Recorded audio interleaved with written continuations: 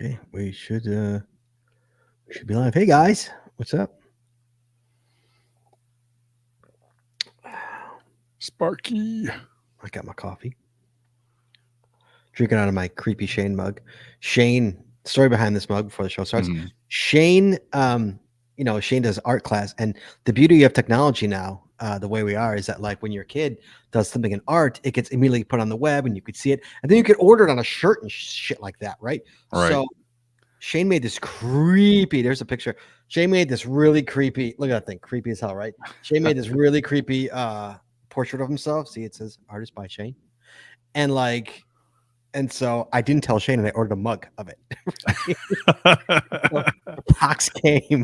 The box came, and Shane's like, "What the hell is What this?" the hell? Like, oh, cool! My mug came, and I'm like, Shane, you're gonna love my mug. This mug is so awesome. He's like, let's see it. I'm like, it's all, and I whip it out, and his brother Toby's there as well. Toby starts dying, right? Because I'm like, this mug rules. He's like, what the hell is that, Dad? I'm like, it's you. So Sweet. I made Shane's creepy portrait into a mug. That's awesome. That's the story behind my creepy Shane mug. So I'll forever be drinking coffee out of my creepy Shane mug. This is my creepy Nice geocaching podcast mug.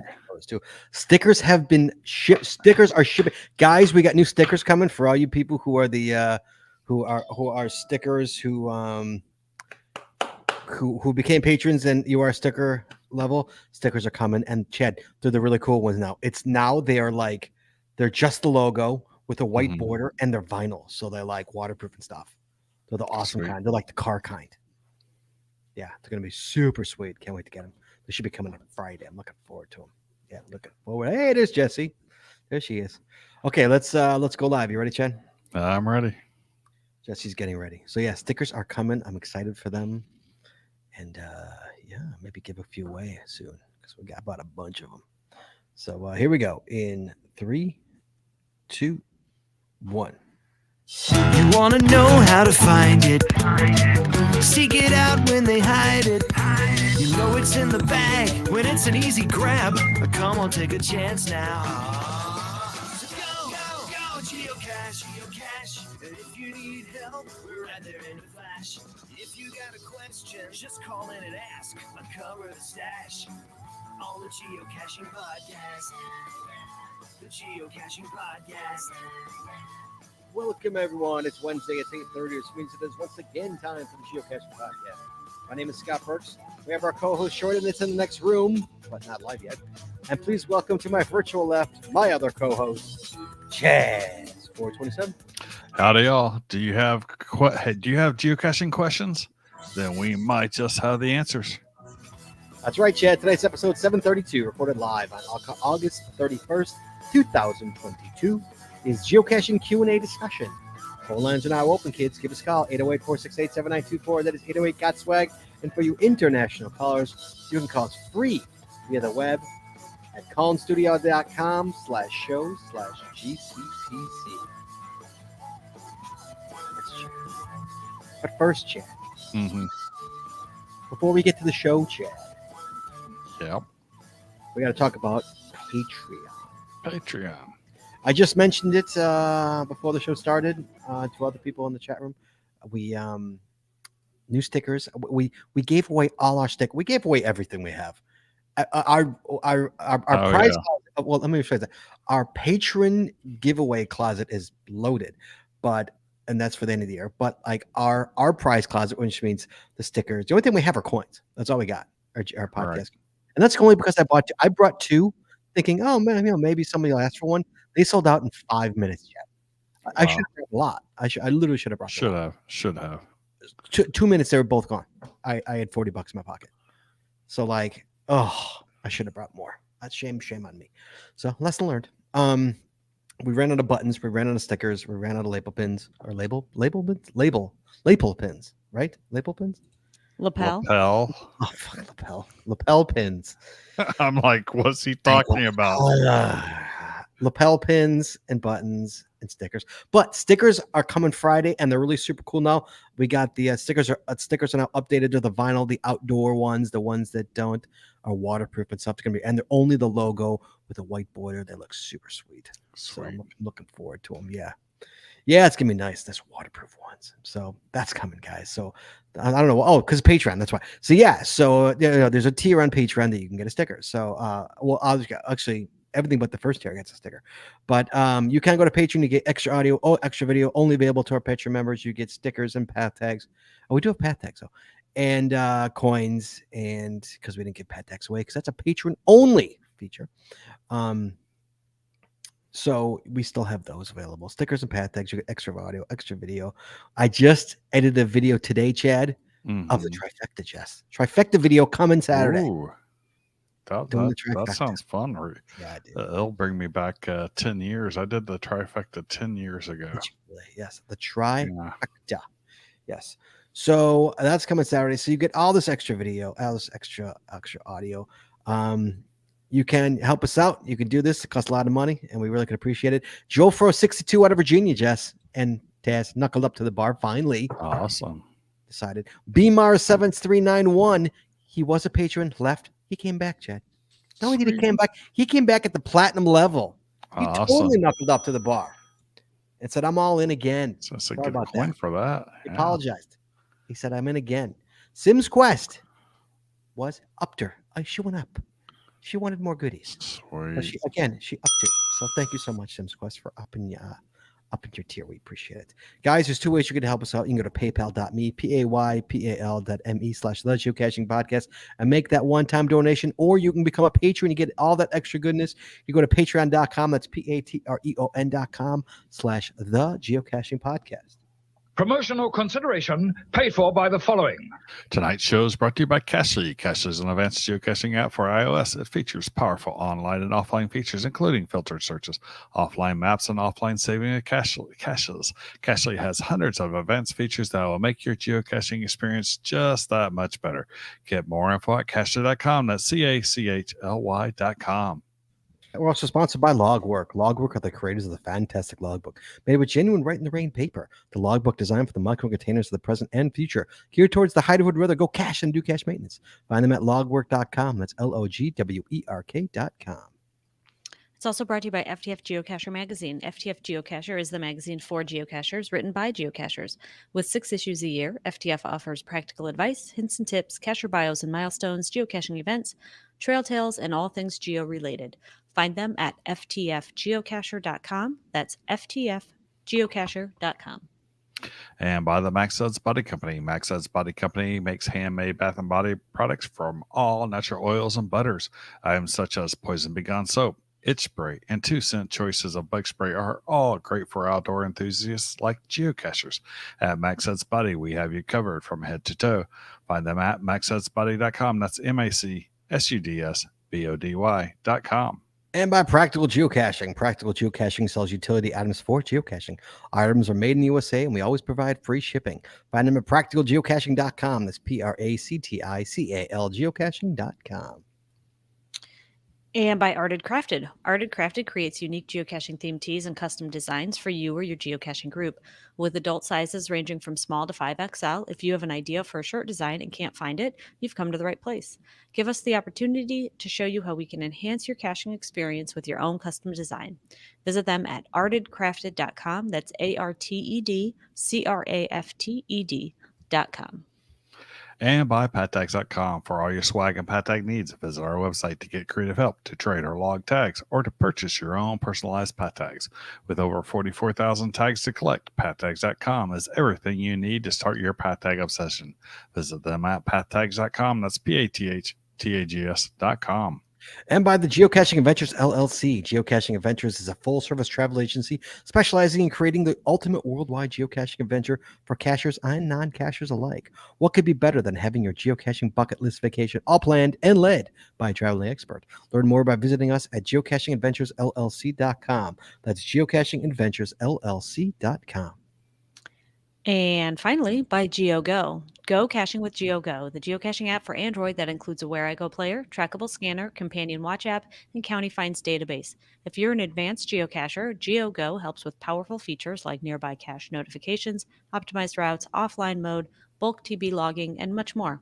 Learn more by visiting us at geogo.com. That's GEOOH-geo.com. And I said it. And as always, you can find sorry, it snuck up on me. You can find links to our sponsors on our website or Chad Or in our show notes. in our show notes. Yeah, I need to order some more pat tags from pattags.com because I'm down to this many. I've none. I have some coming. I don't know when they're coming.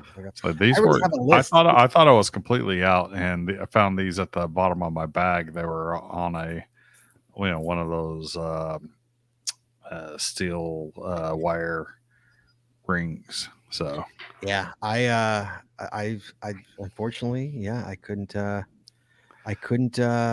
get them in time, so I have to wait. But I have a list now. I've people are now emailing me because when I was there, so many people, I'm like, you met me, we shook hands. I owe you a path tag.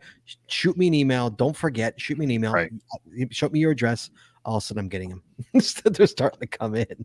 so if where's my pat tag? I'm reminding you guys, if you met me, you got to prove you met me. A lot of people are sending me pictures and stuff. You got to prove you met me. If you met me, you get a path tag. Or I happen to remember you. Give me something that'll jog my memory. But if I said I'll give you a path tag, and you better yet, you gave me one of yours, obviously, yeah, you get a path tag. Shoot me an email. So, Or shoot yeah. just the Geocaching Podcast. Is it the Geocaching Podcast? I think it is. At the Geocaching Podcast at gmail.com. And yeah, there you go. What does Goblin says? We met Chad at the Gadget Cache corner store, and we met Scott and Shortest at the main event. It's a Goblin Cacher? You think it's Mhm. Goblin Cacher? Gadget. That's So what the it's Gadget Cache, Goblin Cacher? Goblin Cache. Yeah. I got a call here from Utah. I bet it is. Goblin Cacher, is that you? Hey, Hello. this is Goblin Camper. Who is this Goblin Cacher? It's not Goblin Cashers, it's Goblin Camper. Goblin 2004. Camper. Oh, Camper. My mistake.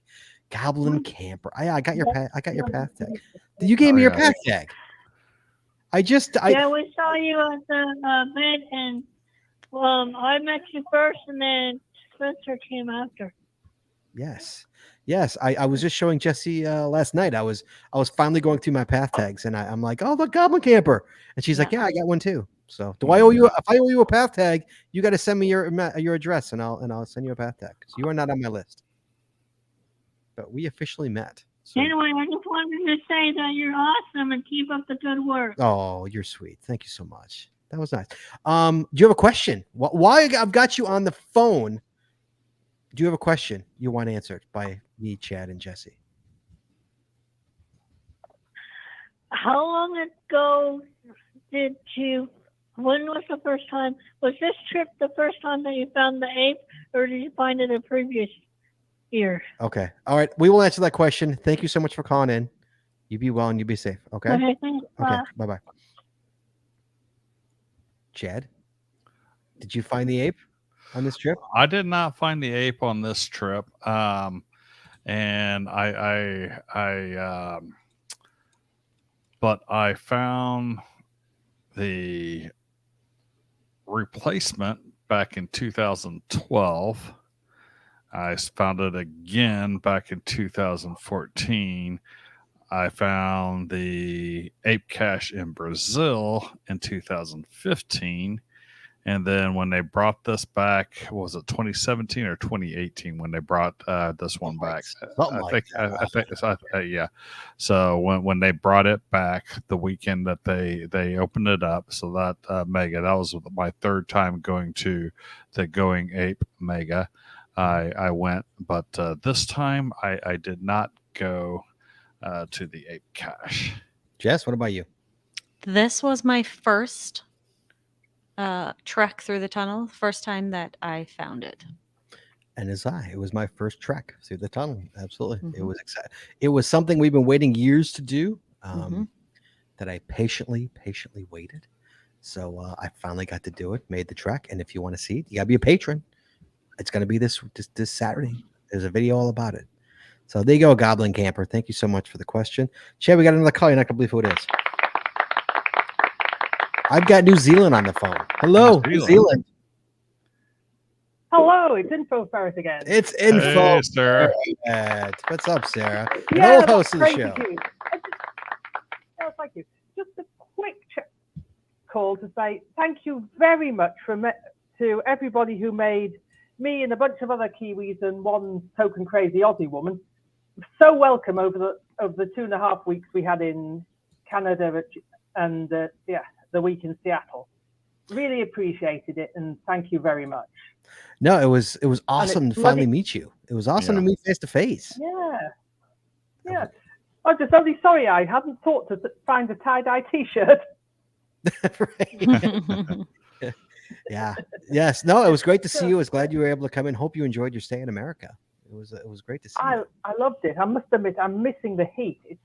It's freezing cold here. It's winter there, isn't it? Yeah, it's right. It's yeah. Yes. It is. So, hey, tell you what, wait a week or two and send us some summer. Yeah, it's coming. It's coming your way. Yeah, we're spring. sending it. Yeah, it's coming. Don't worry, it's coming. Yeah. Okay. All right. Thank you very much. And if you've got a spare pass tag still loitering around, I'm always happy to scrounge one. All right, send me your address. I'll send you one. Will do. Okay. Take care you be well. Enjoy the rest of the show. Okay. Yes. Bye bye. All right. It's always nice to hear from old host Sarah. That's right. Info Ferret on the call there. All right, Chad. So getting back. Sorry, I got to get back to my notes here. What were we talking about? We were talking about. What were we talking about? Well, I was talking about pat tags a little bit. There we go. Thank you. Yes, we're talking about. And so just a little note here: the $10 off every order that was last month. I was looking because I need to reorder. Yeah. They're extending it into September. Oh, good to know. Oh. So. Yes, there you go. Okay, so in the news chat, we got some news here. Yeah. So guys, you got a question for us? You give us a call 808-468-7924, 808 got swag, or you just put it in the chat room and we'll get it there. Okay, Chad. Mike Thiesenwitz shot me. I think it was socials actually. He did it. He said, "Tell Chad I dislocated my pinky in May in a very similar circumstance." His cat tried to kill him too. Cat tried, yeah. However, I had the good fortune of stopping at one finger. Yeah, I the first time I didn't see the X-rays, so I when I went to my ortho and got this beauty right here, the hard cast. They took more X-rays and they showed me the original X-rays on this. Man, it popped the. So you ever look at the bottom, like a drumstick, and you got the bone that's off there. Yeah. So the end of my pinky finger there, or the bone that's like up through this part here. Right. Basically, that literally popped off and was down over here. Gross. And then this finger here, the bottom of it actually fractured and it kind of split so that it was coming off the other side. And so it was like, that's a vicious cat, man. Yes, it's a vicious cat. And it's like, I didn't realize it was that nasty until I saw the X-rays a week later. For anybody who's late to the show or hasn't listened to the last couple of episodes, Chad got home from the HQ20 event, was all excited to see his cat, was excited to see his animals, and did you trip over the cat? Is that what you did? Family. Well, the cat got underneath my foot, and I decided not to crush the cat. Didn't want to take any of its lives away, and instead, I kind of stumble away and down and whack my hand and broke how many fingers there? Chad? 2. So that's terrible. And this isn't the hairline fracture. This is bone separating. So it was nasty. Okay, Jess, how you doing? Hi, I'm good. Hey, be quiet. We missed you in the intro.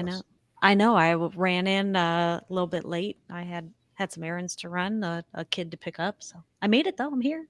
You're here. All right, good to hear. Jesse, guess what? What? The host travel bug race is officially done. Officially. I know. Totally officially done. Thank you, Little Black Dog, for finally logging. So Chad, So do we have Mhm. yours? do you have the final totals, Chad? I do have the final The totals. final totals are in. Okay. So I did not know. I didn't go back and look to see if there were any more pictures. There were. So not. okay. I went back You and did look? Okay. looked, and there were no more pictures added, and that wouldn't have mattered anyways. Okay. So and the 5,000 miles that were added Didn't do anything. didn't scratch the surface. Oh. So who's the official winner, Chad? So the official loser with 460 points In third place, runner-up. is Chaz 427. All right. In second place with 946 points is Jesse, aka Shorty Knits, and in first place with 1,218 points. Wow. Wow, yes. Who was not the mileage winner, was not the pictures with a listener in the show winner, but pictures with random cachers winner. Thanks to, those random cacher winner points there is yeah, really what pushed you over the border with 1,218 points. So congratulations, Scott. So who won the trip there, Jess? Did I win the trip there? Well, depends on who you ask. Oh yeah, that was a yeah. We called it a tie, but I think technically, I don't know. Okay. We called it a tie. And we do have all three. All three are in attendance at the house right now. We do have all three, so we'll get to that someday. Let Sleeping Dogs lie for a little while. Hey Jess. Did you get another adventure lab? Did you hear what's going on? I heard, but I did not. I did not either. I checked. I did not. Chad, did you get one? I haven't seen any emails pop in for it, so I assume not. I guess I can pull open the app and see. Is it in the app? I have a credit already, so maybe that's why. Why. So I've got a credit right now. So right. I have a credit sitting there that I've had since before the last round of credits were handed out. I did not get one, so that's all right. I gotta fix the ones I have. I still have another one of those. I have a community event to do, and I have to do a virtual. I still have all of those to do. Me too. I got plenty to do. I'm not getting greedy. I have plenty. They've never offered me a virtual. Wait, yes, we got two. Yeah, they handed out 2 credits to people. Mm-hmm. Okay, there's not enough already. I mean, they're trying to build this up. Wow. Yeah. Wow. Yeah, so the email that went out was congratulations because you met the latest incentive deadline to create a public adventure. Geocaching HQ is giving you the opportunity to create 2 additional adventures for the global community. We've selected geocachers from those who've created 1 or more public adventures, have no credits remaining, and have not yet received 2 credits. You were chosen as part of this process. What does this mean? You have access to create 2 additional location-based adventures, each with up to 5 locations. Sweet. So I heard about this from GSM times 2 who did not get new credits because he, I think, still has one. But Bella did get. So if I would have used mine, I would have gotten 2 more. Maybe. Bella got a credit. Bella got the credits. Bella got credits. Yep. God. Okay. Yeah. All right. Well, I didn't get one. So I hope everybody who doesn't have one, I hope you got 2 today. Yes. Yes, you got 2, Chad? No, I had a credit. I hope they got 2. Wow. So I had a credit. So that precludes me by we selected geocachers who have created 1 or more, have no credits remaining. So that precludes me and have not yet received 2 credits. Okay. Move on to the show. Tonight's topic, guys, is is geocaching Q&A discussion. Got a whole slew of questions from you guys. We appreciate it. We will take calls too. We're going to take a call right now as well from Iowa. Our good friend. Guess who it is? Who calls from Iowa, Jess? Hi, Scorpio Red. Scorpio Red. Hello, sir. How you doing? It's not Cash or Coffee, dude. I couldn't call in last week. I was still driving home. Finding more counties, were you? Counties. Yeah. Oh, of course. I'm saving that for next week, though. No, okay. No, we're not having Cash or Coffee next week. Yeah, save it for November. What? Spoiler We just don't want to hear about how many counties. I don't you want have, to that's hear about how many counties. What's going on next week that you're not having? I'm not talking about it now. I'll talk about the end of the show. Oh, okay. Wow. We're going wild next week. Hey, I do got to say, I had a blast out there with you guys. Chad, it was fun caching with you. It was fun hanging out with the rest of you guys. I got some pictures, that I took, and there was a whole, you guys and Aaron and Skippy. And I mean, it was just a fun time at that HQ20 and then caching afterwards. And yeah. Oh, yeah. Yeah, it was good. It was good to spend some time with you. Get to actually cache with you. It was nice. Yes. I do have a question, though.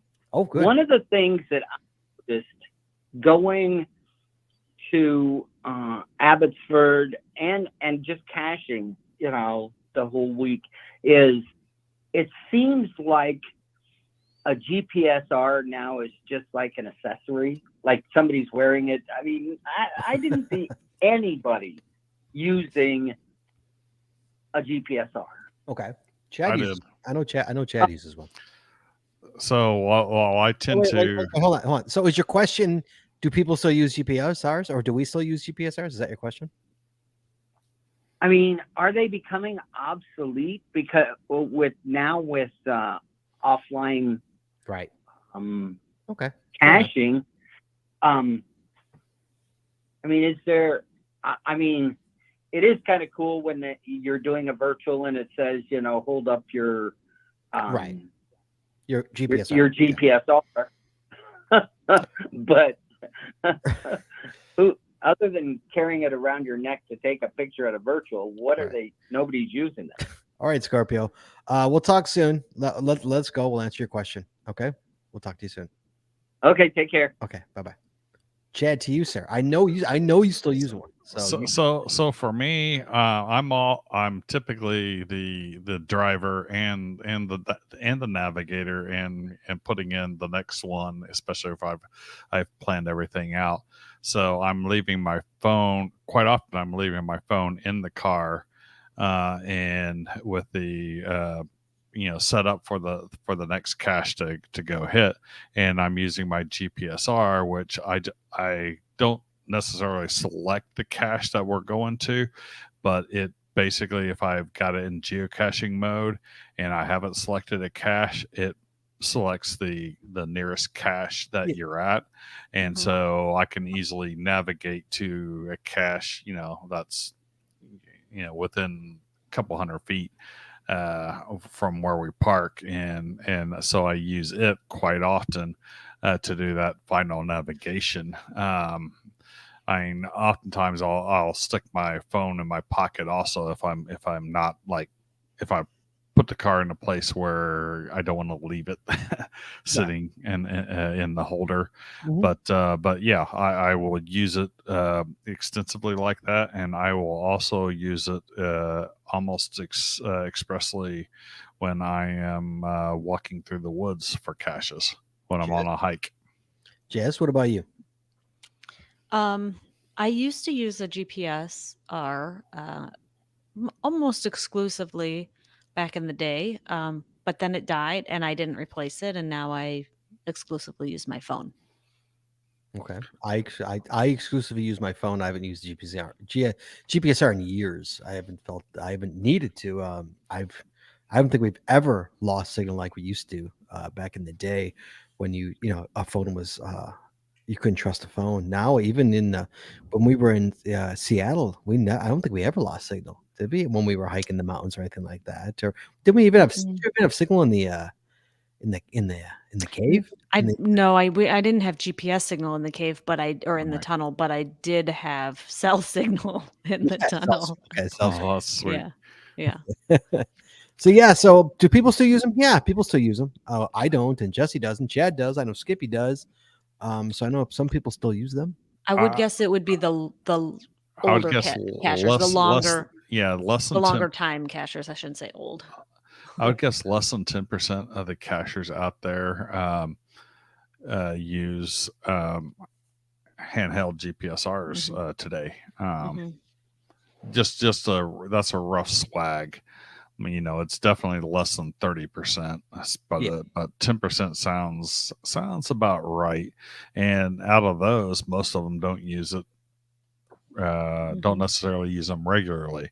Like if I'm caching around the city, kind of thing. No, I'm using my phone 100%. If I'm going out to a mega event and I got a bunch of stuff and I'm navigating to a bunch of caches, yeah, I'm using it. If I'm out in hiking fairly long distances, yeah, I'm using my GPSR.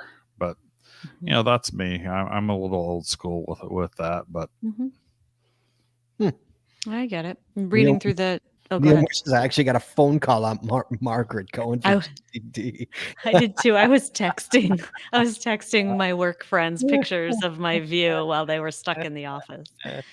I'm just kind of reading through the comments in the chat room. GS sometimes too says he uses his Nuvi to navigate from cache to cache, especially when doing Adventure Lab locations. I just use Waze. You can, navigate to cache and then throw it into your Waze, and you can throw like POIs into Waze or something. Or Cachely has go directly to it. Yeah, when you're navigating, and I think the official app does too. It just flips over to that. So it's just app. like using Google Maps. Google Maps. Okay, which is what I use when I'm using one of my geocaching apps to say navigate to, or when using a cache tour to say navigate to. Right. And I could use Google or Apple Maps or whatever. Especially, Jesse, we all at some point on our trip, we downloaded the offline maps and we downloaded PQs. And do we even need a GPSR when you could do the exact same thing now? Well, see, I have my Nuvi there and I did pull it out 3 or 4 times for when I'm in places where I've got no cellular service. There was a few places in the mountains in northern part of Seattle where we had no data service, and it's like I pop it up there. I've got all the POIs in there and quickly punch it in there, the GC code or the LC code for the lab caches, and also data was spotty in Canada to say the least. Well, it's like I had 5 bars of 5G data, but no data was coming through because they severely limit the data speeds. So there's times there was like I pop up my Nuvi. So while it's not 100% necessary, it's a nice backup to have. Yeah, I guess if I went out of the country, I might get it out of mothballs. That wouldn't be a bad idea if you were going, But when we went to Canada, we used our phone. No, did we use our phones, Jess?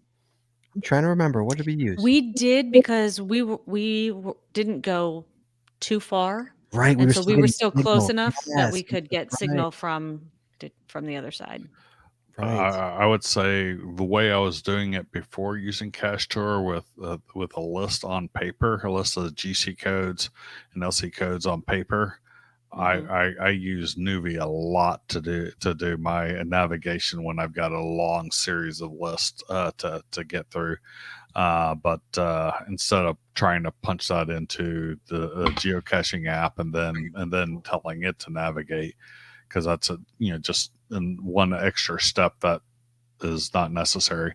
But now with the Cache Tour, it's since I've got the list within Cache Tour, it's like Maps, navigate. Okay. You ready for the next question? Sure. Chad, there's a question from you in the chat, by the way. Question for Chaz. Did you hear about and are you going to the Caching the Bay Mega in San Jose? I have heard about it. I have not committed to it yet. It is highly likely that I will go. Oh, look at Chad. There you go. Highly likely he will go. So if you want to meet Chaz, there you go. Okay, here we go. Question for us. What is it like to find that last needed cache when you are working on one of the 4 calendars? Fizzy, Jasmer, dates placed, dates found. What's it like, guys? How's it feel? I don't remember. It felt pretty, so my last Jasmere was actually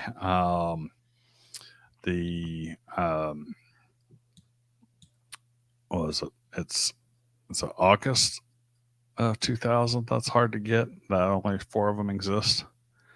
So it was Lake Lanier. So it was pretty. I was pretty stoked about getting that. But I was out there alone, so you had no one to celebrate with. No one to a little celebrate yay, with. a little hooray for me. And then the last of my Fizzy, I was climbing a tree. So in September of 2015, when I moved out here, I was out here a month without my family, so they had rented me an apartment. So again, I was solo and had nobody to. I didn't know any geocachers in the area, and so celebrated it alone. So two lonely celebrations. I remember. I remember. Well, my Fizzy, the Jasmer was tough. The Jasmer Jesse and I did together. We did in Atlanta. In Atlanta, we finished it. Yeah, right. Lake Lanier. Yeah, we had Skippy with us, and it was a lot of fun. We were excited. Yeah. It was a trip, so it was exciting. To me, the only thing that felt like a stat per se, I mean, even the DT, the Fizzy, yeah. Fizzy, I'm one away from 4. So I've flipped it a couple of times. Jesse, I can't believe I did I'm one away. 5. The trip. I did 1 4.5, man. Yep, I need that one too. It's killing me. Yeah. Do you remember the first time you filled it? I do now. I went back and looked, and I do remember it. Yeah, I do remember the first time I filled it. Yeah, it was exciting because I was that's pre Jesse. It was pre you. I was with Cody, and me and Cody made an effort to. The last few, I actually made a concerted effort to go do it. Yep. So yeah, I do. It was exciting. I was happy to get it done because it was tough. It was not easy. Those last few, you got to work for them. You try for them, make an effort. Yeah. So yeah, it was nice. What about you? Yeah. I went back and looked. It took me 4 years to fill it, probably just because I wasn't really looking, that wasn't something I was working on. But I do remember the last one that I needed was a 4-5, and it was way up in a tree, and we had just gotten the collapsible ladder. And so we trekked this ladder out. I think it was in a park or somewhere. I remember we trekked it out there to the tree, put it all the way up. And I was like the second rung from the top, holding on for dear life, signing in on this cache. And there's a picture of me up at the top of that ladder. I do remember that now. And that was that probably to me was like when I realized that I liked working towards challenges. Sweet. So yeah, okay. There you go. There's your answer. Another question. Have you ever reached out to a previous logger to encourage someone or find out what they meant in their log, or to remind them that they shouldn't post pictures that reveal the hide? I've reminded cachers that have revealed my hides that they shouldn't reveal the hides and remove the picture. But other than that, no, I have not done that. But there have been, I think there have been a couple of times where I've been trying to find a cache, and it's like calling up people. It's like, what exactly did you mean by this on this log? Because I know it's a subtle hint, but I'm not getting beyond the subtlety. Okay, Jess. I think probably only as a CO. And I think the only time that I reached out to somebody was on a challenge cache that they clearly didn't meet. They were a brand new cacher, and they just logged it as a find with like 15 or 20 finds, and it was a pretty difficult challenge. You had to find like 100 non-traditionals in a day. Somebody posting spoiler pictures. No, I haven't. Okay. So have you noticed anyone putting spoiler pictures on any of your caches? Yeah, they do. Okay, and how spoilery are they? Are they like showing the container itself, or so is it like a difficult hide or a tricky hide? So when I've done this is like magnetic flat pack with the N1ST on the back of it. That's where I'm like, no, that one's coming down, because then it's an obvious go-to. But other ones, bison tube, they show the bison, whatever. Right. I don't care, care about that. But when it's a fairly tricky hide, it's like, no. So would you call them out on it? Oh, well, I would send them a message and told them I'm removing the picture because it reveals the location, reveals too much of the location. But yeah, I mean, I go back and take a look, and it's like, okay, someone's got a nano log sheet. I know it's a nano. Someone's of course, that's totally gives it away. Those kinds of things. Yeah. I'm not really looking. So I'm looking for more information about the hide, but not exactly where the hide is. I will look at tree lines. See. Okay, you got this tree with they were standing right here. They're standing right here. That's not. Is that a spoiler? That's not a spoiler in my opinion. That's how Scott and I brute forced a puzzle cache one time. Right. And I would never ask someone to take that down.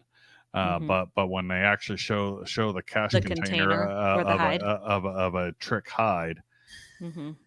So what's so funny is how different and nobody's right, nobody's wrong. To me, I could care less about a picture. You want to put a picture literally of the container. Godspeed, God bless. It helps the other person, the next person who can't find it. And because if you're looking at pictures, you can't find it. So it helps you find it. I'm the kind of cacher. I don't like people DNFing my caches.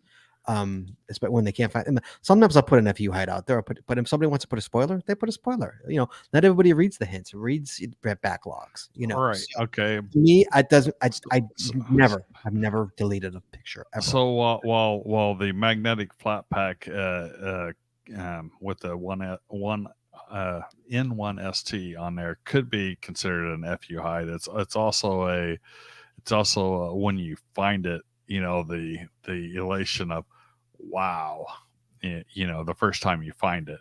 After that, it's obvious to anyone walking up to one what to look for, and make a quick cursory glance around. They see it pop, yeah, that's fine. But I want them to have that experience and it being spoiled on the page. No, I don't want that. No, that's fine. That is your prerogative, and that's right. You as a cashier. Again, neither of us are wrong. And to me, being like, go ahead, you want to post a spoiler, post a spoiler. I don't care. That's not wrong. That's just my prerogative. To me, I want everybody to find it, and if that helps find it, God bless them. In terms of what was the other one? Have you ever reached out to a previous logger to encourage someone or to find out what they meant? Usually if I'm only phoning a friend and they're very vague in their log. That's what exactly. Yeah, that was pretty much what I was saying. Because occasionally, I've reached out, like Jesse said, if my my 10 icons in a day. If somebody with 10 finds logs it, I will politely shoot them an email and say, hey, I'm deleting your log. This is why. This is a challenge cast. Let me explain how it works. Go for Right. it. I'm going to delete it, but go for it. And if you get it again, by all means log it. But this is people work very hard. It's not like you have to try for this. It's not Right. easy.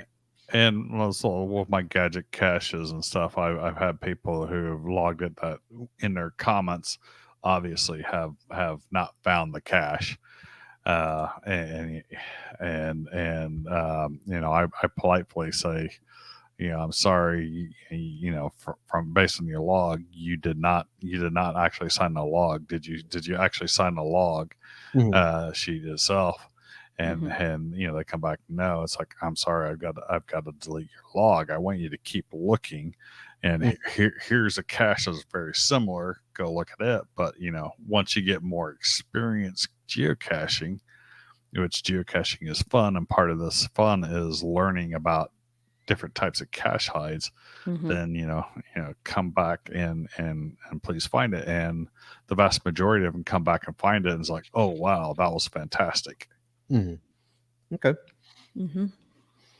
Chad, what are your thoughts, or Jesse, both of you, what are your thoughts on people contacting you wanting coordinates or final information without solving puzzles or even trying to find it on their own? I'm talking about people who send you a message about a cache that you logged while traveling. You don't know them and barely remember the cache. I in general do not give out final coordinates. I try to help people out with the cache. I will verify final coordinates for people who have solved it, and or let them know, it's like, well, this is, if I see it, it's a 1 digit off, that they screwed something up in there and they got a digit wrong. It's like, I'm gonna go ahead and say, yeah, okay, it looks like you did the work. Here's the final coordinates. But in general, no, I'm not gonna just say, here's the final chords, unless you're a very, very special friend. Jesse Brown. I was indifferent until the last sentence, which is you don't know them and you barely remember the cache.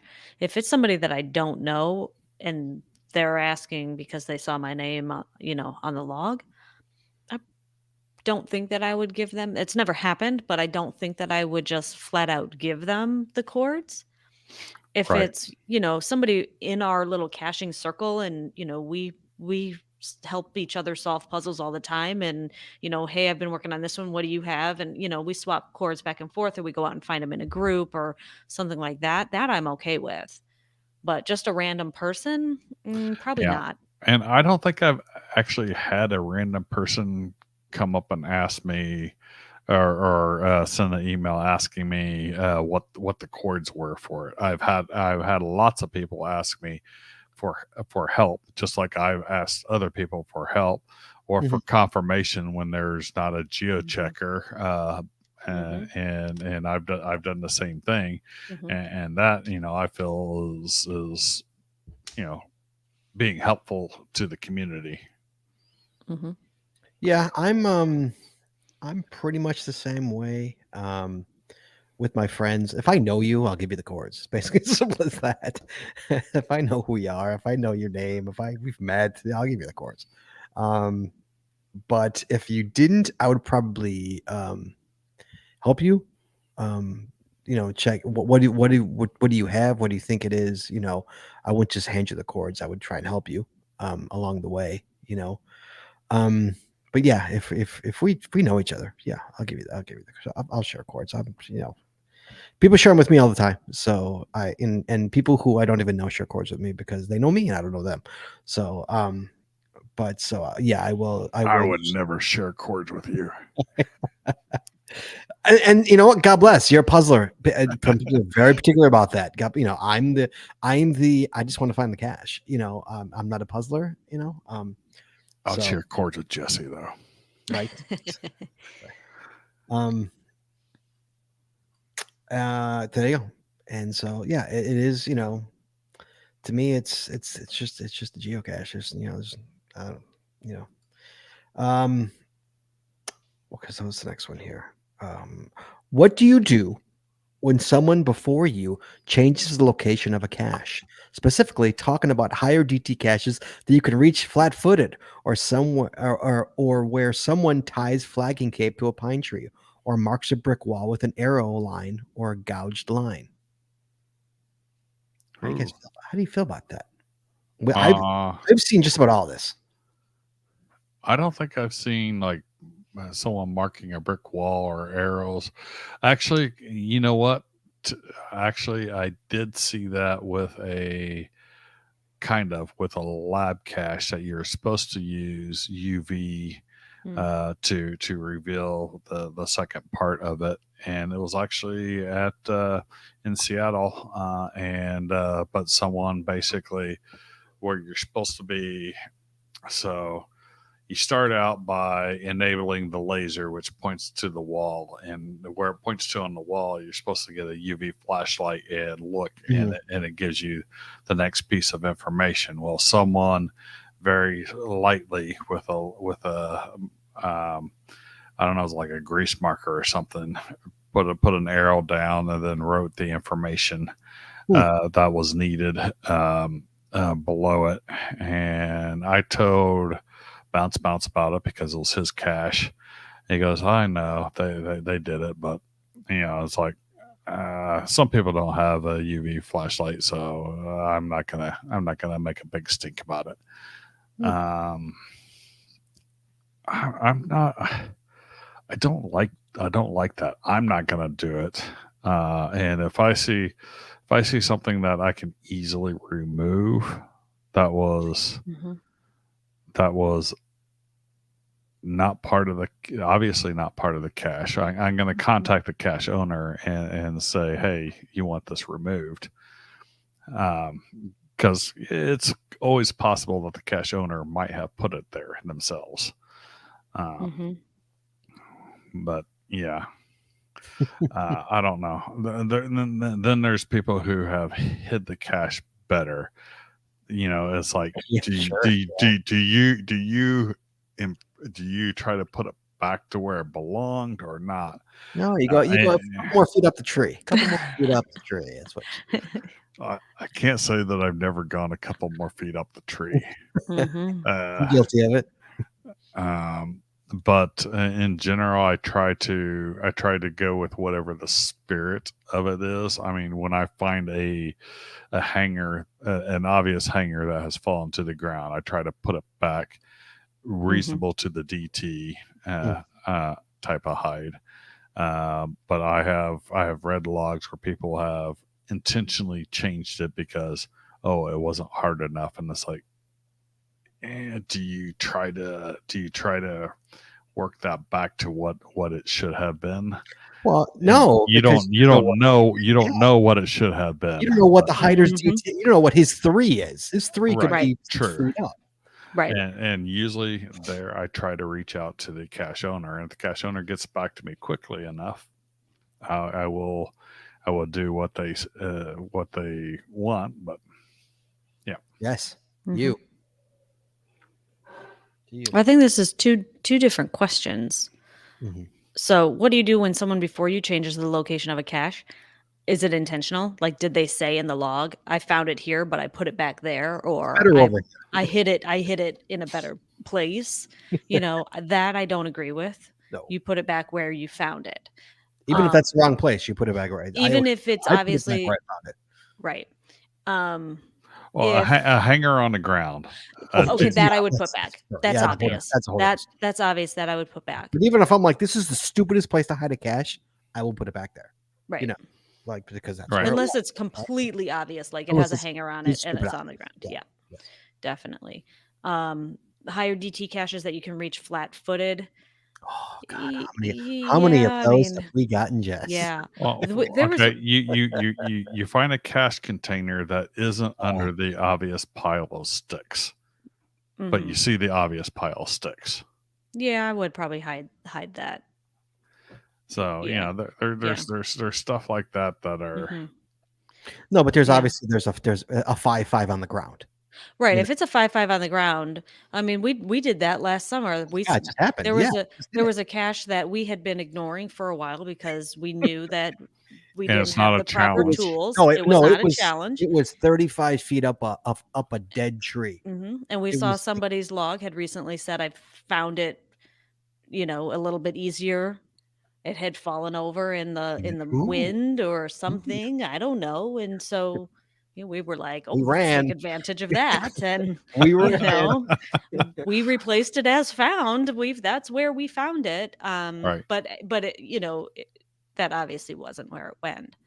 No. And then the second part of the question, if somebody's making marks to show you where the cache is, that I definitely disagree with. I've come across, like a cache hidden, in a wooden pier or something where somebody like takes a knife and they carve a line in the wood on the pier. That or somebody was going around putting hot stickers, hot bright orange stickers that said hot on all the LPCs and guardrails where the cache was at a mega event earlier this year. Shame. Yeah, that was horrible. Yeah, that was horrible. So you pull in the parking lot and you see exactly where the cache is, from a distance because you see that sticker. That was horrible. That's defacing someone else's property. Totally disagree with that. I agree, and yeah, that was the point I was going to make as well to Jesse on that defacing we just witnessed recently. But yeah, like when and I've even done it without Jesse, where I've read 5.5 found on the ground. You run for those because that's did we remove the stickers? We did remove some of the stickers. We did try to peel some of them off. They were hard to come off, though. They weren't like easy stickers. They were the real good ones. Yeah, yeah. We tried. We did try. You don't carry goo off in your caching bag. It's not part of my caching. And a little straight edge razor to scrape it off. Yeah. Here's a good point. Like if they put a geocaching sticker or a Munsey sticker on the LPC. Oh, geez. That's the giveaways. Oh, yeah, it's got to be right here because here's a Munsey. I saw so many of those caching this recent go around. Yep. Okay, next question. Let's go to some of the in here. Do you use spoiler pictures to find geocaches? Yes. Absolutely. Me and Jesse, I can't find it, go to the photos. First thing I do after I look at the hint is go to the pictures. Go to the photos. Yeah, man. How many caches have we found? I mean, because of a picture. Yep. We were on Angel Island a little over a month ago, and we found something like 30 of the 32 caches on that island, but one of them was like, we're not finding it where everyone's getting zeroed in on this one location. We're not finding it, but it had been found that day. It's like, we're going to find this thing. We go back to the photos. We found the photos. It's like, it can't be that far off. It was 65 feet off, but we found the ammo can. Yeah. So yep. I remember a good friend of the show years ago, pre-Jesse, Wheels 00, good friend of the show, hit a 16-stage multi. 62. Grown. Who does that? And it was like, it was a 5.5. It was like one of those where you got to go to Bussy Woods and you got to like kayak to an island. You got to like for one of the stages. It was one of those. Well, guess what, Chad? Pass. No, the finals. Somebody did it, and they took a picture at the final. And it was recognizable. And I recognized the background. I'm like, I know where that is. Me and a couple buddies went second to find. Woohoo! Second to find. Oh, he was super pissed. Yeah, that was a long time ago. Yeah, if I take a picture, it's usually of the log and down at the ground so that it is as nondescript as possible. Although that can even be a very good hint. It's like you got concrete and ground, cracking the concrete.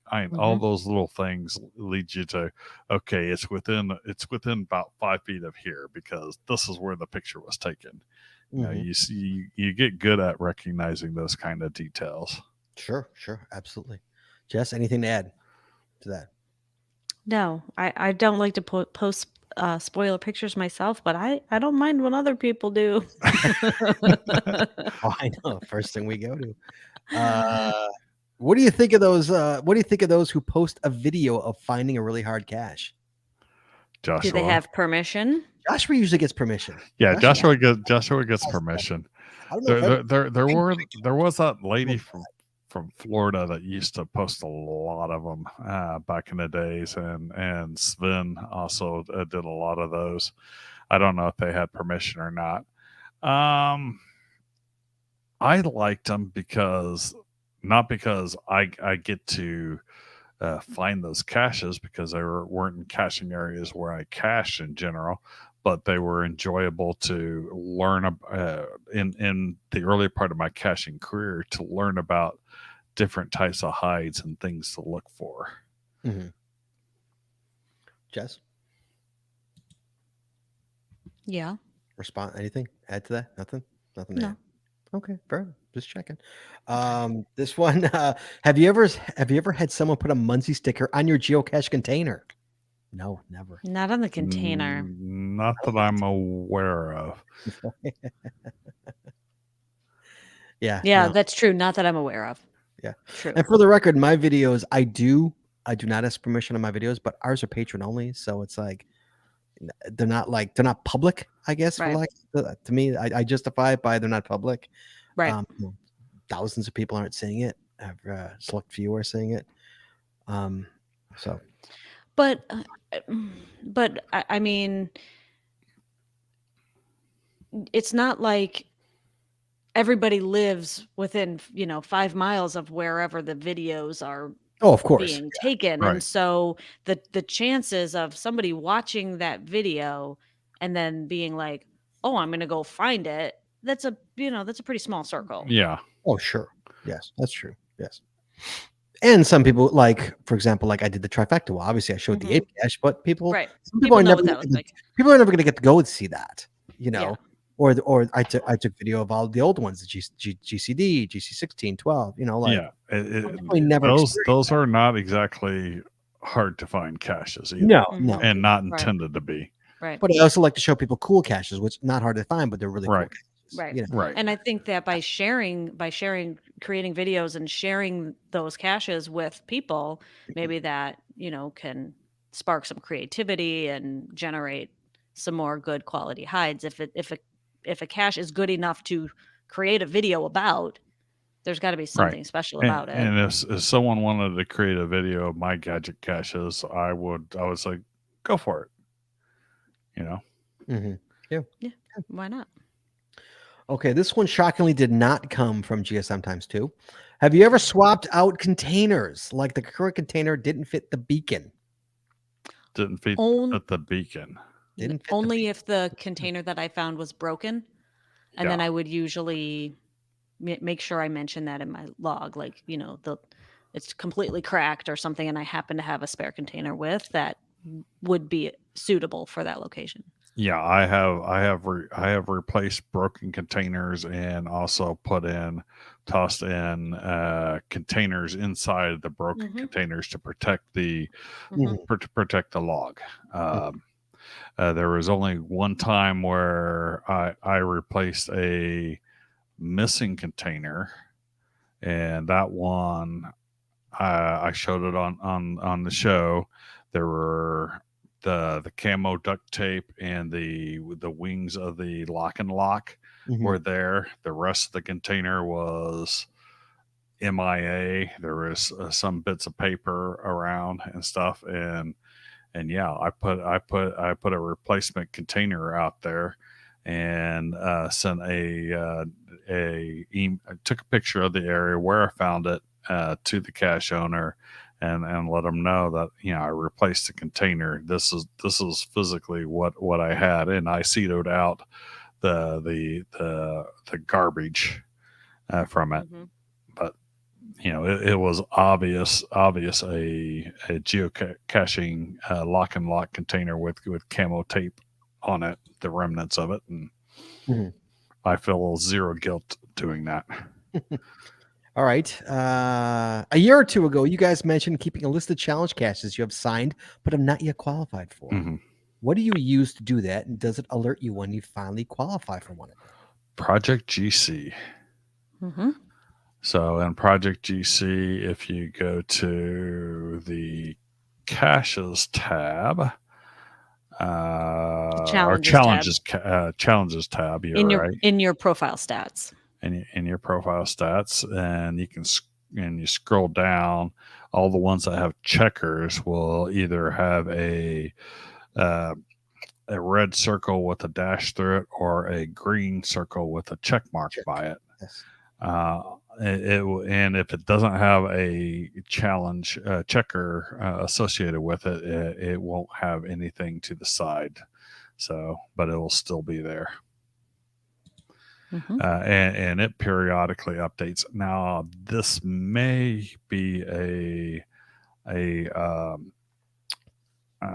subscriber only feature. It might be. I don't know. Yeah, you might be right. Yeah, it might be. But it's worth it. $20. $20 a year. Yeah. I bought But- a 5-year But it does not alert you. It doesn't alert you, let you know. You have to Oh, occasionally- no, it doesn't. No, you have to go there. You have to Every now go and there. again. Do it, Right. quarterly. Take a look, see if anything's there. Mhm. I have a whole. I'm looking right now. I have a whole bunch of greens. I should maybe catch up on. Yeah, I've got a whole bunch of reds. So my bottom end of that is filling up with reds, but top end is full of greens, and I need, so when I get done with the next logging of my write notes for the challenges that I sign here, they're going to be about another 200 from this last event. Nice. So Okay, next up. What are your thoughts on caches that require 6 people standing together to get cords? There's one in downtown KC. I have done one of those.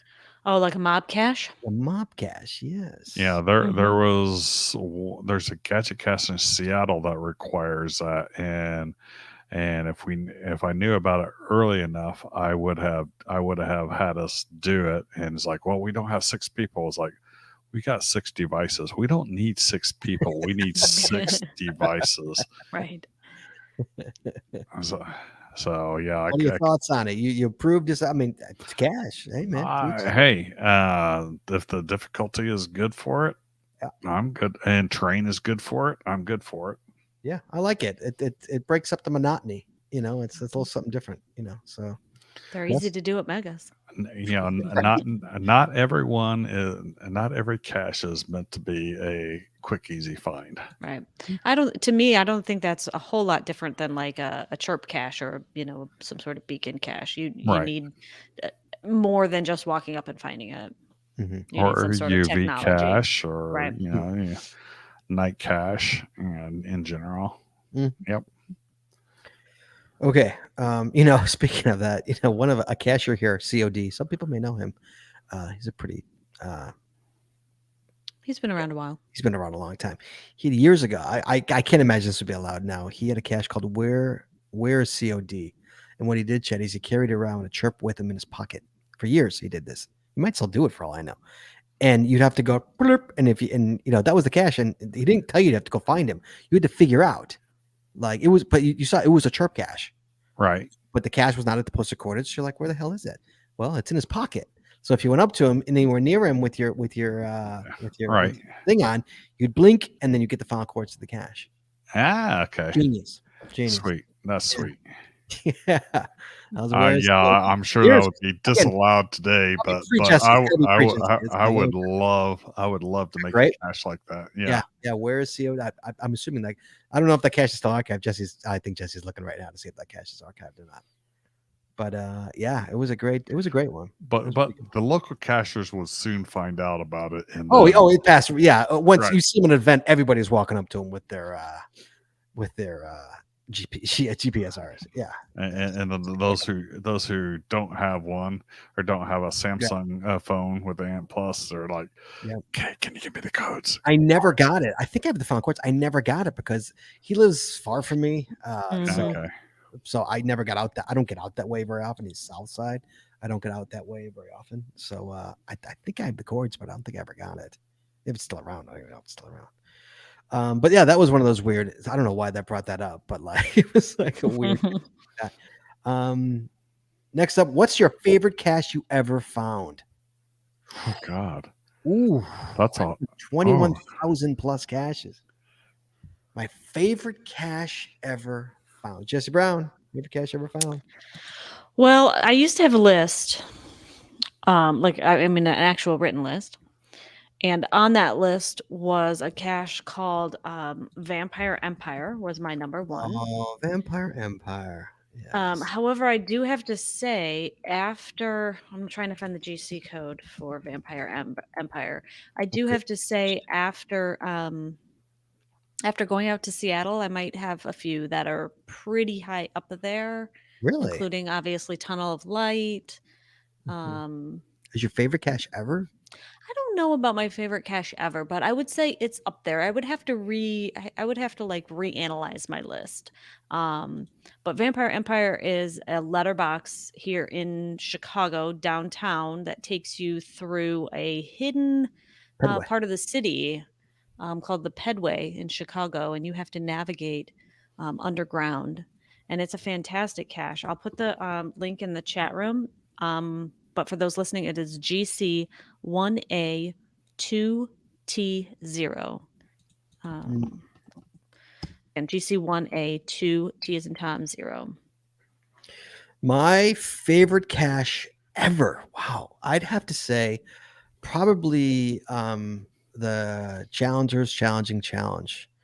Not the new one, the original one. The new one now it cheats. But I found that one as well. I've talked about this on the show before. It's one where you have to find 2/3 of all the challenge caches in the surrounding area of Chicago. And it was very difficult because it was a moving target, because as more people, I found it back in 2010 when challenges were all the rage, and people kept putting out challenges. So the number went up. So you'd think you'd be close to being done, and then you weren't. Then, 5 challenges would come out and you have to find 10 more, so it was really difficult. It took me a full year to do. I mean, a year of working towards one cache, Chad. Think about that for a second, and so, and I've talked about before how like every cache I did that year in 2010, every cache that I found went towards a number of challenges that I was working on. I didn't just cache. I was finding challenges. Right. So to finally get that one, I had to go down south too. I had to go way down south to find 8 challenges. I mean, way down south, Southern Illinois, to find 8 challenges just to finally meet it. Because I got screwed because somebody put out like 4 of them and I had to find 8 more. So like, so I had to drive out down south. I took the weekend and then drove straight to the challenge before another cache came out. I hugged that thing. I hugged that ammo can because it was a full year, man. It was just a year of work. So that's probably, I got to say, that's probably my favorite cache I've ever found. Chad, you. Nice. I'm going to have to say Vieux Carreau, which was a cache in New Orleans, down in the French Quarter. That it was a multi-cache, so it's been archived. But took you to a building where you had to go into you figure out you have to go into the lobby, talk to the lady at the desk there, and I think it's the tallest building in New Orleans. Oh, you've told this story before. Yes. Yeah, and she basically puts you on the line and kind of plays with you while like a cat with a laser pointer for about 15 minutes before and then calls down the building supervisor or maintenance guy or whatever he does, who proceeds to take you up to the top of the building through a mechanical room that says 480 volts, do not enter, da da da da da da. So he has no problem taking you through there. There's 2 chests in there, and then he proceeds to take you outside on top of the building, and for about 2 hours straight gives you a history tour of the city of New Orleans from a skytop view. So that one was awesome. I can't think of any cache beating it. Now but it's been archived. So my active one has to be Necropolis of Britannia Manor 3. Sure. Yeah. Oh, Necropolis. Yes. Sure. Did it in Texas. Yes. Okay. Moving along. Wait, hold on, Sure. real quick. Go ahead. I have some GCs for some caches that we have been talking Okay. about. Go ahead. The original challenge. I did put links to these in the chat room. Original. GC 1KVM as in Mary 6. Mm-hmm. That's the original. And then the Redux was done in 2012. That one is GC 3B as in boy, F as in Frank, 4C. And I was just reading through this. I know we're way over on time, but That's all right. That's all right. I think this is funny. So this is from 2012.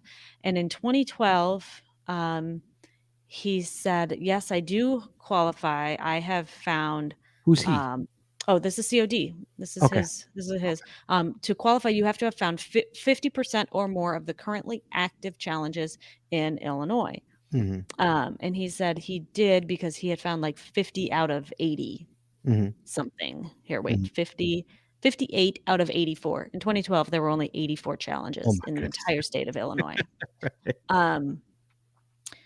And as of the last update in August, just a few weeks ago, there were a total of 319 challenges here in Illinois. And so in order to qualify for this cache, you have to have found 160 of these challenges. So that's what I'm saying. It's a moving target. So are any of them like power trails of challenge caches? Can you like get this on a couple of runs today? Sure, you could. In Illinois, I don't know of any like power trail of challenge caches like the Cheetos Trail out in Iowa. I don't. There might be way down south, but I don't know. Because we tend to grab some like GeoArt / challenge caches and hit those runs. Yep. Oh, so where COD is? That's where COD is still active. Oh my! No way he still has that in his pocket. There's no way. The cache is still active. It was found as recently as November of 2020. Really? It gets hit about once or twice a year. It looks like. Wow. Yeah. And that one, if anyone is curious, is GC 245 F as in Frank, D as in And when was that put out? It was put out in 2011. Yeah, right before I met you. Yeah, pre-Jess. Yeah. So Goblin Camper had a question there. It's like, did any of you attend Bounce Bounce's Gadget Cache event in Bellevue, Washington? There were some cool gadget caches there. One was a Monster Inc. themed cache. Yes, that cache caused me to lose my voice. No, is that the one? Yes. That was the one. Yes. So I actually did every single cache, every single one that was in there, and got the trackable codes for each of them. So, okay, Jess, you done with those? Or you have any more? That's okay, it. Thank you. I can't believe where COD is still around. That's so funny. We just saw COD too. We just yes, saw. we did. We saw him in Seattle. I'm in Seattle. How many finds do you think one should have under their belt before they hide? I've answered this many times. 100. To me, I've answered this. Go ahead, Jay. What do you think? Depends on the individual. Yeah. I like I said before, there's one cacher that didn't have any finds, who just liked to make caches, unique styled caches and stuff, and put them out there, and he did a great job, or she, whoever it was, did a great job. I never met the individual, and it's obvious that it wasn't a not straw man account. What do you call those? A sock puppet account, because the FTS were always, different people. It wasn't like, one, like you constantly see one individual getting the FTS on it. I FT'd a couple of them myself. I think 100, just because I think that's a number. You've seen 100 hides, unless you're finding all skirts. You've seen a variation of hides. If they were going to make some implementation there, then I would say 100. But I mean, the reality is that if people read and watch the videos, which is a stretch to ask people to do such a thing, they should know not to put out the crap caches that they do, that Right. some of the new hiders do. Right. Yes. Jess, your opinion? I don't think there's any one specific number, but I do think that they should definitely have some good quality hides under their belt. I mean, yeah, like you said, if they're just finding lamp skirt hides or something like that, they probably need a little more experience and finding different types, unless all they're gonna hide is LPCs too. Mhm. I mean, that is a hide style. I know people don't like it, but it's there. So if all they find is LPCs and they want to hide more LPCs, okay. Right. So I'm also under the controversial ideals that only premium members should be allowed to hide. Freebies shouldn't be allowed to hide. yeah, I don't necessarily agree with And that, most but people I just, know but like that's that's I think controversial. I think you'd see a lot better hides if only premium members were allowed to hide. I think you'd see a lot of the scrap caches. Yeah. Joe Fro has a good point. I think with YouTubers being so popular, you can learn a lot with just a few hides That's if you or watch. just a few finds. Right. If you, Watch. right. Mm-hmm. Not if you watch. That's a really good point. That is a good And point. Absolutely. yeah.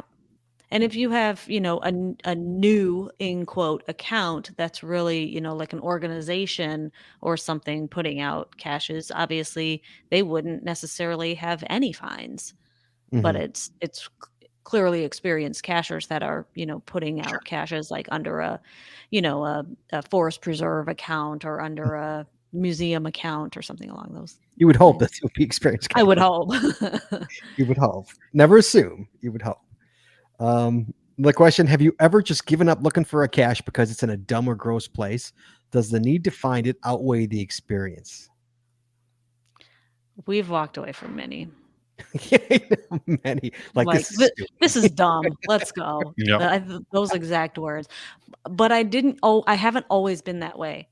As a newer cacher, I was like, I have to find this. I got to get it off my map. We got to clear the area. And now I'm like, gone. no I'm big wasting my time deal. with this. Right. I'm not wasting my time, I can find especially any if it's a amounts that it's fine. yeah. Then I'm looking. especially if it's a low DT. Who cares? Move on. When I was a new cacher, 45 minutes an hour, I wouldn't think twice about it. Now it's like, we've been here 15 minutes. We can't find it. You guys ready to call it? Yeah, let's go. I give it up. I always give the 2-minute warning. You're like 2-minute warning. Yep. How many times? Yeah, I'm the one who gives up first. I'm like, I'm going back to the car. Meet me there when you're done. I'm done with this. Although, how many caches have we found in the 2-minute warning? Well, that's true. And that's usually when you find it. When you quit looking. Yep. Okay. Given the recent failure to break the world record, it seems that geocaching is past its peak. I know. How did we not break that record? Yeah. Why do you think this is, and does it actually matter? Heat. He says. Heat? That's why they didn't break the record? Heat? I think it was a relatively hot across statistically across the U.S. and there was no. So Portland, I believe we had plenty of people, or Seattle area and that stuff. We had plenty of people out there hunting, but it is not that is not all the cachers there are. So we had a lot of heat going on, and there weren't as many people finding caches. So so there and I guess maybe souvenirs are becoming, I don't want to say stale, but not the incentive that they once were. No. Jess, what do you think? Why didn't we break it? It's a good question. Why didn't we break the record? Thoughts? I think that maybe there's just not as many active cachers. I mean, 2013 was that was a big year. That was around here anyway. Like that was the peak of. Yeah, you were still in the golden age right there. Yeah, you were still in that golden age. Was that the 2 million, 3 million cache year or whatever hides? I think so. So we went from 1 million cache hides to 3 million cache hides in a year or 2 years or something. Yeah. I think that might have been right around then. And there was a lot going on then too. I mean, there were, lots of promotions. That was when they had a souvenir promotion like every month. And that August was when they had the 31 days. So I think people were out and doing stuff every single day. They were Yeah. caching. It was in the forefront of their mind, is what Yeah, you're saying. right. It was, Right. I understand what you're saying. Yeah, that's for me, why didn't it happen? I was completely dumbfounded it didn't happen. I thought that was a softball. Giving when they did it, like I'm like they like made it so easy. They put it the same day as the 20th. I'm like, that's like a softball. Like, how do you not gonna get it? I was shocked. Why? I don't know. Maybe they underestimated. Yeah, like I think both of you said, maybe they underestimated the amount of cachers that are actually caching regularly. I think it shocked. I think it shocked HQ as much as it shocked me and us. I think it really shocked HQ. I thought, judging by the souvenir we got, they thought they had it easy. Right. Yeah, I think they highly overestimated the numbers that they actually have. With that being said, I don't. The app came out. What app? The app didn't come out in 2013. App The came new out. one? Oh, the new one came out in 2013. Was that when they did away with the old one and they came out with the intro app? Remember, originally it was the intro app and it was free. No, that was like 2015. That was after that. Yeah. So, Um, so we were still using the legacy app in 2013. I honestly don't remember. I don't think remember I think the legacy app was around 2012 or 2013. Remember. The one we paid $10 for. Right. We paid $10 for. Yeah. So yeah. So I mean, I was completely shocked. I thought that was easy. So aside from they grossly underestimated, obviously, or overestimated rather, the amount of cachers that will cache that day. Yep. So it's a shame. I think they thought they had it. I thought they had it easy. I thought they had it. Oh yeah. I was like, as soon as I saw the day it was on, I'm like, oh God, that's a no-brainer. Yeah, that's gonna be easy. Last question. It is late. Last question. Quantity versus quality. Chad. Quality. I'll take quality over quantity every time. Jesse Brown. I think that they both have their time and place. There are some times that I'm like, I don't care about numbers. I just want to find some good caches. And then there's other times that the goal is a numbers run. So I will say that there are some times where it is mostly a numbers run, like the snake, but that is also a geo art. So when I'm doing large numbers and it's effectively a power trail, it is almost always a geo art that I'm doing. That solved chords and turns out to be a power trail. For me, like kind of, I mean, yeah, this is a half-assed answer. But for me, it's it depends. If I'm going to the woods, it's quality. If we're driving around suburbs picking up lamp skirts, it's quantity. So it really depends. Sadly, I've had way more quantity than quality. In terms of lately, because we do more night caching or when we're not on trips, obviously is what I'm talking about. But even like even for we go to megas, mostly it's we go for quantity. So yeah, I do enjoy quality, but I make sure to hit the good ones. I mean, we went to Seattle, we didn't hit the power trails. We got Ape, we got all the GCs. How many did I get? Just 6 2000s on that trip or something like that? How many caches? Well, we got three year 2000s in one day. I think you ended up with 6 in one. 5 or 6 altogether. I can't remember. On the trip of the 2000 caches. Yeah, I mean, does it get more quality than that? So yeah, so I think it depends. But overall, and in this point in my career, at being 21,000 in, I like to find the quality. If there's a nice cache, I'm gonna hit it. If there's an oldie, we're gonna go for it. So we don't just blow them off to do the power trail. So yeah, and I think it depends on where we are too, and what our goal is around here. There aren't a whole lot of numbers left anyway, and so unless a new trail comes out, and so it is about quality. And if we go somewhere else on a vacation, we want to target specific ones that we know will be good. We don't want to find a cache just for the sake of finding a cache, unless there's a specific purpose, Right. like a county or, that kind of thing. So there you go. I think All they all right. have There their you go. place. Absolutely. All right. Well, I actually have a question. Okay, go ahead. So, hypothetical here, there is an event cache that is being held the day before, within 24 hours of the event cache. The cache owner changes the time frame, moves it up an hour and a half. So from say 12 noon to 10:30. And so an announcement did go out, but you're out there at a mega event and you don't see the announcement. Nobody in your team sees the announcement. There are other cachers that also don't see the announcement, that show up. Everyone shows up at noon. You have about 30 cachers there, all expecting it to be an event. And then someone refreshes the cache pages and realizes they changed the time less than 24 hours ago. Should you be able to log that cache?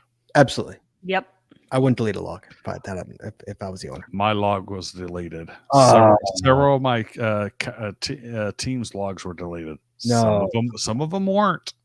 No. Some of them were not. And the cache owner winds up putting there that basically if your nickname's not on the logbook, it will be deleted. You don't have to sign a logbook at an event anymore. Some of those people that were in my crew had wheel of tens. Others did not. Those who did not have the wheel of tens were scrubbed.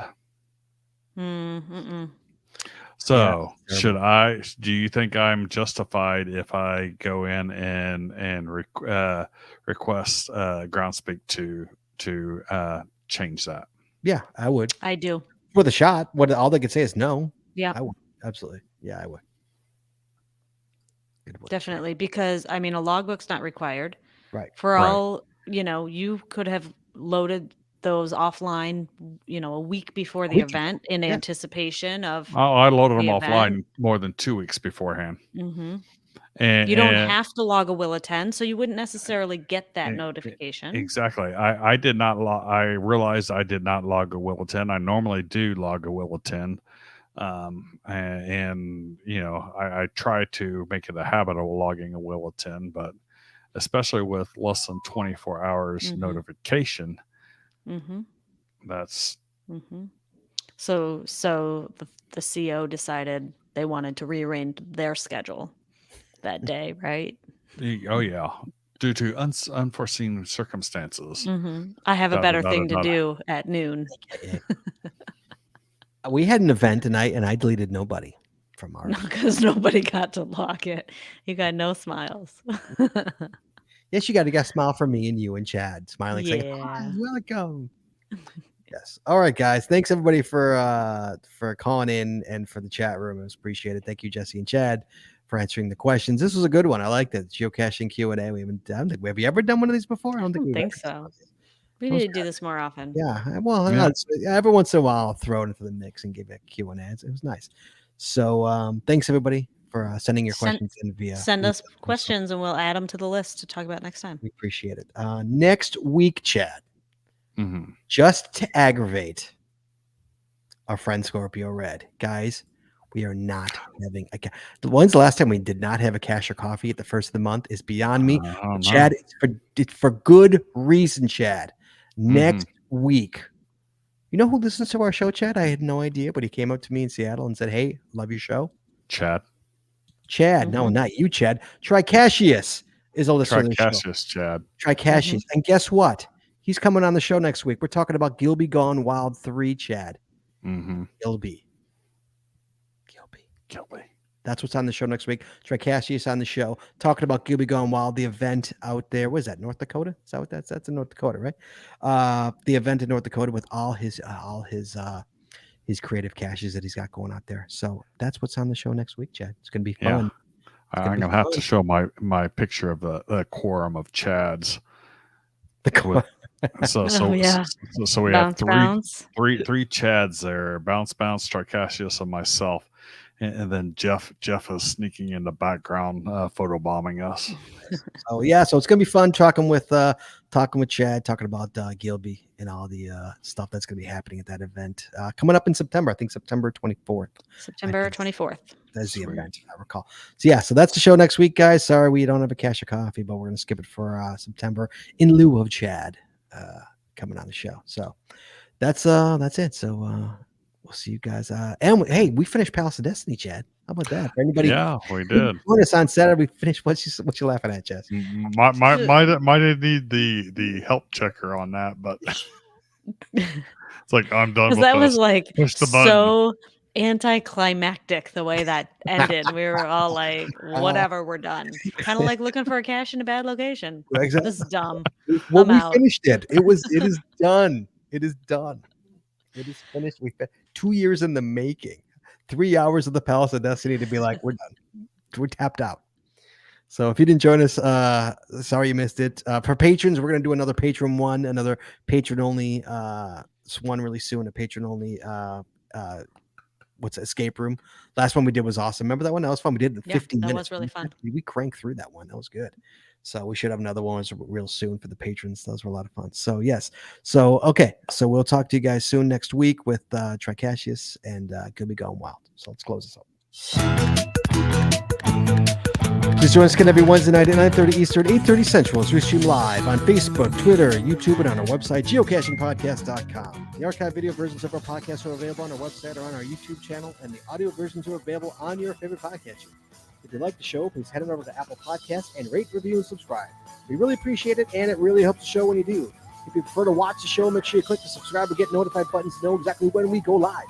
And hey, if you haven't already, please consider becoming a patron of our show. With tiers starting as low as $3, you get a ton of additional information, extra audio, extra video, only available to our patron members. Please head on over to patreon.com today and subscribe. That's patreon.com/The Geocaching Podcast. Thanks once again to our sponsors, Cachly, Logwork, FTF Geocacher Magazine, the Max's Body Company, Practical Geocaching, Arted Crafted, PatDecks.com, Geocaching Adventures LLC, and GeoGo. Please visit our sponsors, and when you make a purchase, you tell them the GCPC sent you. That's all we got this week, so we'll see you next week talking geocaching, taking your phone calls. In the meantime, be good, be safe, hug your loved ones. We will talk to you guys next week.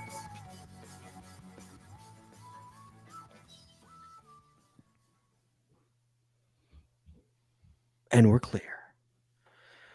Oh, my goodness. Sorry. Yeah. Okay. The event. Wait, as El Rojo says, I googled it. Event logbooks are optional. Yes, they are optional. They are optional. They are actually optional. Yes. I don't know when they started doing that, but they are optional. They are indeed optional. They changed it. It's been at least 5-6 years. Oh, more than that, I think, isn't it? I think it's longer than that.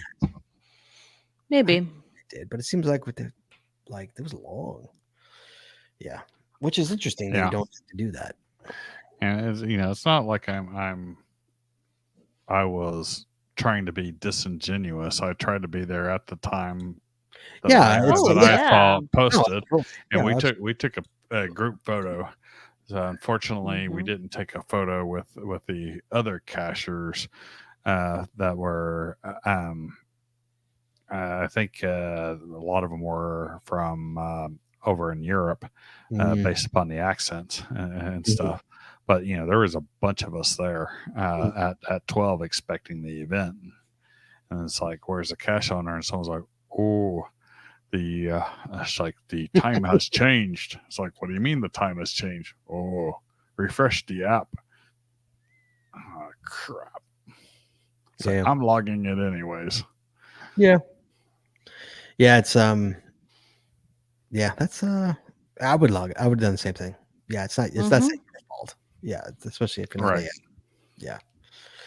Yeah. I'm assuming he didn't put it on social media, or did he just literally just do the? I have no idea whether he put it on social media. He did make an announcement. So, and unless you had put a will attend, you would not have gotten that. And even if I did have a wheel attend within 24 hours, I mean, I'm caching from dawn to dusk, and when I'm back at the hotel, I'm taking a shower and I'm hitting the rack. You know, I'm dead to the world. So like, I'm lucky to get a text out to my wife, which I better do, otherwise I'm big trouble. But you know that's about it. So yeah.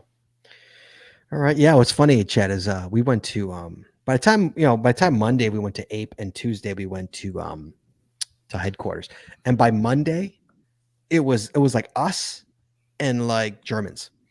Oh yeah. By Tuesday, we were the only Americans in the group going to headquarters. The only Americans. Like everybody else hightailed it out of Seattle. You know. Right. Well, they tend to take the long August vacations. Oh, yeah, they get their 3-week holidays. Yeah, they get their right, and 6-week holidays to the U.S. We don't get that. And and go traveling around. So yeah. Oh yeah, it's just funny. It's like everybody was back home. Like we're taking our time. We hit the tail end when nobody was around, which is what we wanted. You know, we wanted to. We went through the tunnel and nobody was there. Basically there was a couple of people, but really, we were in the tunnel by ourselves. Right. And we tend to be the last few out because first few in, the last few out, because we always travel in on Tuesday and then leave the Tuesday after. So, so what is this? I see Scott there. What is this? Have you talked to Corey Stevens since he's been off the podcast? Oh yeah, Corey's called in. Yeah, he's called in, and he even sat in on a couple of shows. Yeah, we talked to him since he left. He's been gone for years already. He's no bueno. No bueno. See, no, he's not. He's bueno, isn't he? He is bueno. He's bueno. Jesse's no bueno. Chad and I are no bueno. That's right. Where's your no bueno pin, Chad? My hat's in the other room. We have any left, Jess? We gave a bunch of I do have a few. I have just a handful. We gave a bunch of no buenos away. Yeah. All right, guys. It's on my caching hat. So yeah, so was mine. Mine's on my caching hat. Even a Cody dog's on there. Oh, Cody dog pin too on there. Nice. Yeah. So all right, guys. Be well and be safe. We'll talk to you guys next week. All right. Be well. Bye-bye.